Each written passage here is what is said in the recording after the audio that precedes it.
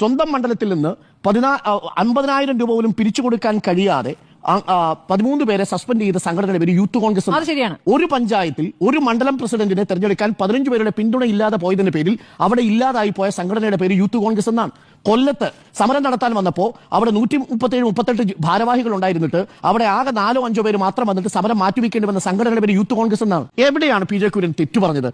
എന്തെല്ലാം എതിർപ്പുകൾ ഉണ്ടെങ്കിലും അവരുടെ സംഘടന എത്ര ശക്തമാണ്, ശരിയല്ലേ? നോക്കൂ, നമ്മുടെ ഈ കേരള സംസ്ഥാനത്ത് ഏതെങ്കിലും ഒരു യുവജന സംഘടനയുടെ തെരഞ്ഞെടുപ്പ് കോടതി കയറിയിട്ടുണ്ടോ? ആ കയറിയിട്ടുള്ളത് യൂത്ത് കോൺഗ്രസ് എന്ന് പറയുന്ന സംഘടനയുടെ മാത്രം തെരഞ്ഞെടുപ്പല്ലേ? എന്തിനാ കയറിയത്? 4 പേര് പറഞ്ഞ കേട്ടാൽ ആളുകൾക്ക് അഭിമാനിക്കാവുന്ന കേസിലാണോ കയറിയത്? വ്യാജരേഖ കേസ് എങ്ങനെയാ വന്നത്? ഐഡന്റിറ്റി കാർഡ് ആരാ നിർമ്മിച്ചത്? ആരുടെയൊക്കെ പേരിലാ വന്നത്? തലയുടെ അടക്കം അജിത്തിന്റെ അടക്കം വ്യാജ ID കാർഡുകൾ ഇവിടെ എങ്ങനെ നിർമ്മിക്കാം എന്നുള്ളതിനെ കുറിച്ച് ചില നേതാക്കളെങ്കിലും ആ നേതാക്കളുമായി ചേർന്ന് നിൽക്കുന്നവരെങ്കിലും റിസർച്ച് ചെയ്തില്ലേ? കോടതി കേസ് വന്നില്ലേ? പോലീസ് കേസെടുത്തില്ലേ? FIR ഇട്ടില്ലേ? അതും വ്യാജരേഖ കേസ്. ഇന്നും ആ പാർട്ടി, ആ സംഘടന അറിയപ്പെടുന്നത് നിർഭാഗ്യവശാൽ ആ വ്യാജരേഖയുടെ പേരിലായി മാറുന്നത് എനിക്ക് വിഷമമുണ്ട് ജിമ്മി. കാരണം യൂത്ത് കോൺഗ്രസിന്റെ കേരളത്തിലെ ചരിത്രം അങ്ങനല്ല. PC വിശ്വനാഥും ഒരു പരിധിവരെ ഷാഫി പറമ്പിലും അതിനു മുമ്പ് AK ആന്റണിയും ഈ പറയുന്ന മുതിർന്ന നേതാക്കൾ കാർത്തികേയനും അങ്ങനെ മുല്ലപ്പള്ളി രാമചന്ദ്രനും ഡീൻ കുര്യാക്കോസും ഇവരൊക്കെ നയിച്ചു വന്ന സംഘടനയാണ്. ആ സംഘടന ഈ പരുവത്തിലാക്കി മാറ്റിയതാരാ? 4 പേര് കേട്ട ചിരിക്കുന്ന ഏതെങ്കിലും കേസാണോ ഈ യൂത്ത് കോൺഗ്രസിന്റെ പേരിൽ ആദ്യം ഈ സംഘടനാ തെരഞ്ഞെടുപ്പുമായി ബന്ധപ്പെട്ട് രജിസ്റ്റർ ചെയ്യപ്പെട്ട കേസ്? അപ്പോൾ സംഘടനയുടെ കാര്യത്തിൽ പി ജെ കുര്യൻ പറഞ്ഞത് എങ്ങനെയാ നമുക്ക് തെറ്റാണെന്ന് പറയാൻ കഴിയുക? ഇന്നലെ SFIയുടെ സമരം നിങ്ങൾ കണ്ടില്ലേ? യൂണിവേഴ്സിറ്റിയിൽ ചെന്ന് അഗ്രസീവായ യൂത്തിനെ അവർ അവരുടെ കൂടെ നിർത്തുന്നു. നമുക്ക് അഗ്രസീവ് ഒന്നും വേണ്ട, ഒരു മണ്ഡലത്തിൽ നിന്ന് 25 പേരെ കൊണ്ടുവന്നാൽ മതി. പി ജെ കുര്യന്റെ സ്വന്തം പഞ്ചായത്താണ് ഈ സ്വന്തം ഗ്രാമപഞ്ചായത്തില് അവിടെ 14 പേര് മാത്രമാണ് യൂത്ത് കോൺഗ്രസിൽ ഉണ്ടായിരുന്നത്. അവിടെ ഒരു അധ്യക്ഷനെ പോലും ആ മണ്ഡലം പ്രസിഡന്റിനെ തെരഞ്ഞെടുക്കാൻ പറ്റിയില്ല എന്നുള്ളതാണ് ചരിത്രം. സ്വന്തം പഞ്ചായത്തിൽ പോലും ഒരു മണ്ഡലം പ്രസിഡന്റിനെ കണ്ടെത്താൻ യൂത്ത് കോൺഗ്രസിന് സാധിച്ചിട്ടില്ല എന്ന് പി ജെ കുര്യൻ അറിയാം. എന്നിട്ട് യൂത്ത് കോൺഗ്രസിന്റെ ജില്ലാ പ്രസിഡന്റിനെ വല്ലപ്പോഴും TV-യിലൊക്കെ കാണാം. 25 ചെറുപ്പക്കാരെയെങ്കിലും ഉണ്ടാക്കാൻ കഴിയണം ഓരോ മണ്ഡലത്തിലും. ഇതാണ് പി ജെ കുര്യൻ പറഞ്ഞത്. ശരിയല്ലേ? പാർട്ടി എങ്ങനെയാ സംഘടന പ്രവർത്തിക്കുന്നത്? സംഘടന പ്രവർത്തിക്കുന്നത് ഒരു പ്രത്യേക വിഷയം വരുന്ന സമയത്ത് ആളുകൾ വണ്ടി പിടിച്ച് ഒരു ടൂറിസ്റ്റിന് ഒരു ട്രിപ്പിന് പോകുന്നത് പോലെ വന്ന് നഗരത്തിലെത്തി വലിയ രീതിയിൽ സമരം ചെയ്യുന്നത് അല്ലല്ലോ സംഘടനയുടെ പ്രവർത്തന രീതി. അതിന് കൃത്യമായ ദിശാബോധം ഉണ്ടാവണ്ടേ? പ്രവർത്തിക്കുന്ന ഒരു പോളിസി ഉണ്ടാവണ്ടേ? എൻ്റെ ഒരു ഒറ്റ ചോദ്യമേ ഉള്ളൂ. കഴിഞ്ഞ കുറച്ച് നാളുകളിലെ സമരങ്ങൾ നമുക്കൊന്ന് താരതമ്യം ചെയ്ത് നോക്കാൻ ജിമ്മി. വളരെ എളുപ്പം താരതമ്യം ചെയ്യാവുന്നതാ. ഈ DYFIയുടെയും SFIയുടെയും ചില സമരങ്ങൾ എടുത്തു നോക്കിയാൽ അതിൽ ചില സമരങ്ങളുടെ സ്വഭാവം കാണാം. ഒരു മനുഷ്യച്ചങ്ങല DYFI ഉണ്ടാക്കി.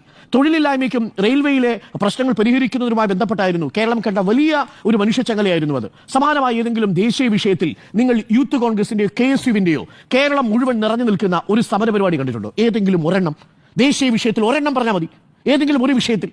രണ്ടാമത്തത്, Modiji where is my job എന്ന് 2 ദിവസത്തെ കേന്ദ്ര സർക്കാരിന്റെ ഓഫീസുകൾ ഉപരോധിച്ചുകൊണ്ടുള്ള സമരം DYFI സംഘടിപ്പിച്ചില്ലേ?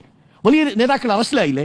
അഗ്നിപഥ്, ഈ രാജ്യത്തെ ചെറുപ്പക്കാരുടെ സുരക്ഷ, ചെറുപ്പക്കാരുടെ ജോലി സുരക്ഷ, സൈന്യത്തിന്റെ വീര്യം, അതേപോലെ തന്നെ സാമൂഹിക ഘടനയൊക്കെ മാറ്റിമറിക്കാൻ ശേഷിയുള്ള അഗ്നിപഥ് വരുന്ന സമയത്ത് രാജ്യവ്യാപകമായ പ്രതിഷേധം സംഘടിപ്പിച്ചത് DYFI എന്ന സംഘടനയല്ലേ? വിലക്കയറ്റത്തിനെതിരെയും റെയിൽവേ തടയൽ സമരവുമായി മുന്നോട്ട് പോയ സംഘടന DYFI അല്ലേ? പുതുച്ചോറി ക്യാമ്പയിൻ, നേരത്തെ പറഞ്ഞു ജിമ്മി, ലഹരിയാകാം കളിയിടങ്ങളുടെ മറ്റൊരു ക്യാമ്പയിൻ. അതേപോലെ ഈ വയനാട് ചൂരൽമലയിൽ 20 കോടി 50 ലക്ഷം രൂപയാണ് 100 വീട് വെച്ചു കൊടുക്കാനുള്ള പണം സർക്കാരിന്റെ ഖജനാവിലേക്ക് ഒരു പരാതിയുമില്ലാതെ, ഒരു സെക്രട്ടറിയും ഒരു പ്രസിഡന്റിനെയും നീക്കം ചെയ്യാതെ, ആരെയും സസ്പെൻഡ് ചെയ്യാതെ കൃത്യമായിട്ട് കൊടുത്തില്ലേ? നോക്കൂ, മറുഭാഗത്ത് ഇതേ കാര്യമാണല്ലോ യൂത്ത് കോൺഗ്രസ് ചെയ്തത്. ശരിയാണ്, യൂത്ത് കോൺഗ്രസിന്റെ കാര്യത്തിൽ കോൺഗ്രസും പിരിച്ചിട്ടുണ്ട്, അല്ലെങ്കിൽ കോൺഗ്രസ് വീട് വെച്ച് കൊടുക്കാമെന്ന് പറഞ്ഞു. അതുകൊണ്ട് കോൺഗ്രസിന്റെ വിഹിതം വേറെ വന്നേക്കാം. പക്ഷേ എങ്കിൽ പോലും മാനം മര്യാദയ്ക്ക് ഒരു പിരിവ് പോലും പൂർത്തിയാക്കാൻ പറ്റൂലേ? തെരഞ്ഞെടുപ്പിന്റെ കാര്യത്തിൽ നിങ്ങൾ എങ്ങനെ DYFI യൂത്ത് കോൺഗ്രസിനെ സമീകരിക്കാൻ പറ്റുക? ഒരു ഭാഗത്ത് കേസ്, മറുഭാഗത്ത് ആ പാർട്ടിയുടെ പ്രവർത്തനം നടക്കുന്നു. ഓരോ തവണയും പാർട്ടിയുടെ സമ്മേളനം നടക്കുന്നത് എത്ര ചിട്ടയായിട്ടാണ് ഒരു ഭാഗത്ത്. അതൊരു കേഡർ സ്വഭാവമുള്ള ഒരു സംഘടനയാണ്. അതാണ് പി ജെ കുര്യൻ പറഞ്ഞത്. അതിൽ എന്താണ് ശരികടന്ന് എനിക്ക് ഇനിയും മനസ്സിലാവുന്നില്ല. പി ജെ കുര്യന് വാസ്തവമല്ലേ പറഞ്ഞത്? കേഡർ സ്വഭാവമുള്ള ഒരു സംഘടന പ്രവർത്തിക്കുമ്പോൾ അതിന് ചിട്ടവട്ടങ്ങൾ ഉണ്ടാവും. അതില്ലാതെ പ്രവർത്തിക്കുന്ന സംഘടനയ്ക്ക് മാന്യമായെങ്കിലും പ്രവർത്തിക്കാൻ കഴിയണം. അതാണ് പി ജെ കുര്യൻ പറഞ്ഞത്. ഇനി പലസ്തീൻ വിഷയത്തിലടക്കം പ്രതിഷേധിച്ചില്ലേ? അതേപോലെ ഈ സെൻസർ ബോർഡുമായി ബന്ധപ്പെട്ട വിഷയം കണ്ടോ നമ്മൾ യൂത്ത് കോൺഗ്രസിന്റെ പ്രവർത്തകരെ? എവിടെയെങ്കിലും വലിയ രീതിയിൽ അലവലുകൾ 4-5 ആളുകൾ ചേർന്നോ അല്ലെങ്കിൽ 10-20 പേര് ചേർന്ന് ഒരു തെരുവിൽ ഒരു വലിയ പ്രതിഷേധം നടത്തിയാൽ പോലും അതൊരു പ്രതിഷേധമാണെന്നേ. അതൊരു വലിയ അലക്കടൽ ഇളകി വരുന്നത് പോലെയുള്ള ഒരു പ്രതിഷേധമൊന്നും വേണ്ട. സമൂഹത്തെ ബാധിക്കുന്ന ദേശീയ വിഷയങ്ങളെ മുൻനിർത്തിയുള്ള സമരം. നോക്കൂ, DYFI സംഘടിപ്പിച്ചൊരു വലിയ പരിപാടിയുണ്ട്, ലിറ്ററേച്ചർ ഫെസ്റ്റിവൽ. ഒരുപക്ഷെ എനിക്ക് തോന്നുന്നു ഏഷ്യയിലെ തന്നെ ഏറ്റവും കൂടുതൽ ആളുകൾ പങ്കെടുത്ത ഏറ്റവും വലിയ യുവജന സംഘടന സംഘടിപ്പിച്ച പരിപാടികളിൽ ഒന്നാണ്. ഒരു സാംസ്കാരിക പരിപാടിയാണ്. സമാനമായ ഒരു പരിപാടി യൂത്ത് കോൺഗ്രസിന് ആവിഷ്കരിക്കാൻ സാധിക്കൂ? ഞാൻ വെല്ലുവിളിക്കുക. സാധിച്ചിട്ടുണ്ടോ? ലിറ്ററേച്ചർ ഫെസ്റ്റിവൽ അരുന്ധതി റോയിയെ വന്നത് 2 പതിറ്റാണ്ടിന് ശേഷം CPMുമായി ബന്ധം ഉപേക്ഷിച്ചു പോയ അരുന്ധതി റോയിയെ തിരികെ കൊണ്ടുവന്നു DYFIയുടെ ലിറ്ററേച്ചർ ഫെസ്റ്റിവലിൽ. സാധിക്കുമോ? അതേപോലെ സ്റ്റാർട്ടപ്പ് ഫെസ്റ്റിവൽ, ഇതൊരു പുതിയ ആശയമാണ്. ഒരേ സമയം സമരവും അതേസമയം ആശയവും കൊണ്ടുവരുന്നു. ഏറ്റവും ഒടുവിൽ ജിമ്മി പറഞ്ഞ വിഷയങ്ങൾ. ഭാരതാംബ വിഷയത്തിൽ ആരാണ് ആദ്യം ഇറങ്ങേണ്ടിയിരുന്നത്? ഭാരതാംബ വിഷയത്തിൽ ഇറങ്ങേണ്ടിയിരുന്നത് യൂത്ത് കോൺഗ്രസ് അല്ലേ? ഈ വിഷയത്തിൽ എന്തുകൊണ്ടാണ് യൂത്ത് കോൺഗ്രസിൽ ഇറങ്ങാൻ പറ്റാതെ പോയത്? യൂത്ത് കോൺഗ്രസ് സമരമായിട്ട് ഇറങ്ങിയാൽ അപ്പുറത്ത് വി ഡി സതീശൻ ഭാരതാംബയുടെ മുന്നിൽ വിളക്ക് കത്തിക്കുന്ന ചിത്രം വരും. അതാണ് പ്രശ്നം. ആ പ്രശ്നമുള്ളതുകൊണ്ട് യൂത്ത് കോൺഗ്രസ് സ്വയം കുരുക്കിലായി. യൂത്ത് കോൺഗ്രസിന് ആ സമരത്തിൽ തൊടാൻ പറ്റത്തില്ല. യൂത്ത് കോൺഗ്രസ് അഴകുഴമ്പൻ ന്യായം പറഞ്ഞു. എന്നിട്ടൊരു പുതിയ കണ്ടുപിടുത്തം കൂടി കൊണ്ടുവന്നു. എന്താ കണ്ടുപിടുത്തം? ഇതൊരു സർക്കാർ സ്പോൺസർ സമരമാണത്രേ. അതാണോ നമ്മൾ കണ്ടത്? യൂണിവേഴ്സിറ്റിയിൽ SFIയും DYFIയും നടത്തിയ സമരത്തെ അങ്ങനെ നമുക്ക് അത് അടച്ചാക്ഷേപിക്കാൻ പറ്റൂ? ഞാൻ ആ സമരത്തിന് ഐക്യപ്പെടുന്നയാളാ. കാരണം അതൊരു വലിയ ദേശീയമായ ഒരു വിഷയത്തെ മുൻനിർത്തിക്കൊണ്ടുള്ള സമരം കൂടാ. അതൊരു വലിയ ക്യാമ്പയിനായി മാറ്റാൻ RSS കൊണ്ടുവരുന്ന ഒരു പരിപാടിയാ. അതിനെ എതിർക്കേണ്ടത് ഇവിടുത്തെ ചെറുപ്പക്കാരല്ലേ? എന്തുകൊണ്ടാണ് യൂത്ത് കോൺഗ്രസിനും KSUവിനും അതിനെതിരെ വ്യാപകമായ ഒരു സമരം സംഘടിപ്പിക്കാൻ പറ്റാതെ പോകുന്നതിന്റെ കാരണം കുരുക്കിലാകുമെന്നുള്ളത് കൊണ്ടാണ് ജിമ്മി. അതല്ലാതെ അവർക്ക് ആളെ സംഘടിപ്പിക്കാൻ പറ്റാത്തത് കൊണ്ടല്ല. കാര്യം ഈ വിഷയത്തിൽ അവർക്ക് ആത്മാർത്ഥമായിട്ട് ആ വിഷയം അവതരിപ്പിക്കാൻ പറ്റില്ല. അതിന്റെ പ്രശ്നം അവിടെ കിടക്കുന്നു. അതേപോലെ നേരത്തെ സൂചിപ്പിച്ചതുപോലെ കാലുകഴുകൽ പാദപൂജയുമായി ബന്ധപ്പെട്ട വിഷയത്തിൽ KC വേണുഗോപാൽ ഇന്ന് വളരെ കൃത്യമായിട്ട് പറഞ്ഞിട്ടുണ്ടല്ലോ, ഗവർണർക്കെതിരെ ആഞ്ഞടിച്ചിട്ടുണ്ടല്ലോ. ഈ വിഷയത്തിൽ രാജ്ഭവനിലേക്ക് ശക്തമായൊരു മാർച്ച് KSU നടത്താത്തത് എന്താ? എന്തുകൊണ്ടാണ് യൂത്ത് കോൺഗ്രസ് വീണ ജോർജ് രാജിവെക്കണമെന്ന് ആവശ്യപ്പെടുന്ന അതേ വാശിയും അതേ താല്പര്യവും ഗവർണറുടെക്കെതിരെ കാണിക്കാത്തത് എന്തുകൊണ്ടാണ്? ദേശീയ തലത്തിലുള്ള ഒരു വിഷയത്തിലും ആ രീതിയിൽ ആത്മാർത്ഥമായി പ്രതികരിക്കാൻ കഴിയാതെ പോകുകയും സംസ്ഥാന സർക്കാരുമായി ബന്ധപ്പെട്ട ചില വിഷയങ്ങളിൽ മാത്രം സെലക്റ്റീവായി പ്രതികരിക്കുകയും ചെയ്യുന്ന ഒരു സംഘടനയായി യൂത്ത് കോൺഗ്രസ് മാറുന്നു എന്നുള്ളതാണ് ഒരു പ്രധാനപ്പെട്ട പ്രശ്നം. എന്തുകൊണ്ടാണ് SFIക്കും DYFIക്കും ആളെ കൂട്ടാൻ പറ്റുന്നത്? ഈ വിഷയം കാലിക്കറ്റ് സർവകലാശാലയിൽ ഗവർണർ പോയി ഒരു യുദ്ധപ്രഖ്യാപനം നടത്തിയല്ലോ. ആരുമായിട്ടാണ് യുദ്ധപ്രഖ്യാപനം നടത്തിയത്? SFIയുമായിട്ടാണ്. അന്ന് ആർഷോ എന്ന് പറയുന്ന നേതാവിനെ നമ്മൾ കണ്ടില്ലേ? ഇപ്പൊ ശിവപ്രസാദ് എന്ന് പറയുന്ന നേതാവിനെ നമ്മൾ കാണുന്നില്ലേ? എന്തുകൊണ്ടാണ് KSUവിലെ അലോഷ്യസ് സേവ്യർ എന്ന് പറയുന്ന ഒരു നേതാവിനെ നമ്മൾ കാണാത്തത്? സമരമില്ല സാർ. സമരത്തിൽ അലക്കടൽ പോലെ ആളുകൾ ഇളകി വരണം. ആ സമരത്തിൽ നേതൃത്വം കൊടുക്കാൻ ഒരു സാഹചര്യം ഉണ്ടാവണം. ആ സാഹചര്യം ഉണ്ടാവുമ്പോഴാണ് നമ്മൾ അവിടെ ഒരു നേതാവ് വരുന്നു എന്ന് പറയാനുള്ള കാരണം. 9 വർഷമായി സമരത്തിൽ 100ഉം 200ഉം കേസുകൾ ഉണ്ടെന്ന് നേതാക്കൾ പറയുന്നു. നേതാക്കൾ പറയുന്നു വാറണ്ട് ഒഴിവാക്കാൻ സ്വന്തം കയ്യിൽ നിന്ന് 21,000 രൂപ കൊടുക്കേണ്ടി വന്ന ഒരു ഗതികേട് നേതാവ് പറഞ്ഞു. പാർട്ടിയിൽ നിന്നിട്ടില്ല. എല്ലാ കാലത്തും രാഷ്ട്രീയ പ്രവർത്തനം നടത്തുമ്പോൾ വാറണ്ട് ഉണ്ടാവുകയും കേസ് ഉണ്ടാവുകയും ജയിലിൽ കിടക്കുകയും ജയിലിൽ കിടക്കുന്ന സമയത്താണ് ഇത് സംഭവിക്കുന്നത്. ഞാൻ ഒറ്റ കാര്യം ചോദിച്ചോട്ടെ, KSU ആണെങ്കിലും യൂത്ത് കോൺഗ്രസ് ആണെങ്കിലും ദേശീയ ഗവൺമെന്റിനെതിരെ ഈ സംഘപരിവൽക്കരണത്തിനെതിരെ പ്രതികരിച്ച നമ്മളൊക്കെ കണ്ട ഒരു വിഷയം പറയൂ. KSU എത്ര യൂണിവേഴ്സിറ്റിയിൽ KSU യൂണിയൻ ഉണ്ട്? എന്താ ഇല്ലാത്തത്? ഉണ്ട്. എന്താ ഇല്ലാത്ത? എത്ര കോളേജുകളിലുണ്ട് യൂണിയൻ? എന്താ ഇല്ലാത്തത്?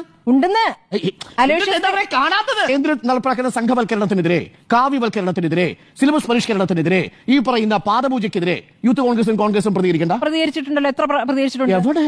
സ്വന്തം മണ്ഡലത്തിൽ നിന്ന് 50,000 രൂപ പോലും പിരിച്ചു കൊടുക്കാൻ കഴിയാതെ 13 പേരെ സസ്പെൻഡ് ചെയ്ത സംഘടനയുടെ പേര് യൂത്ത് കോൺഗ്രസ്. അത് ശരിയാണ്. ഒരു പഞ്ചായത്തിൽ ഒരു മണ്ഡലം പ്രസിഡന്റിനെ തെരഞ്ഞെടുക്കാൻ 15 പേരുടെ പിന്തുണ ഇല്ലാതെ പോയതിന്റെ പേരിൽ അവിടെ ഇല്ലാതായി പോയ സംഘടനയുടെ പേര് യൂത്ത് കോൺഗ്രസ് എന്നാണ്.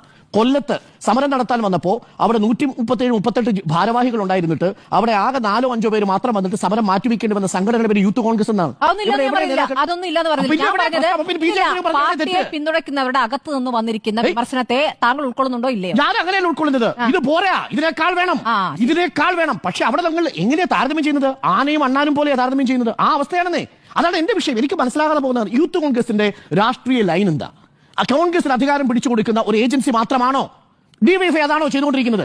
കേരളത്തിൽ DYFI BJPക്കെതിരെ റെയിൽ സമരം നടത്തുമ്പോൾ, കേന്ദ്രത്തിൽ നരേന്ദ്രമോദിക്കെതിരെ സമരം നടത്തുമ്പോൾ, കേരളത്തിൽ പിണറായി വിജയൻ അധികാരത്തിൽ വരാൻ വേണ്ടിയുള്ള സമരമാണോ നടത്തുന്നത്?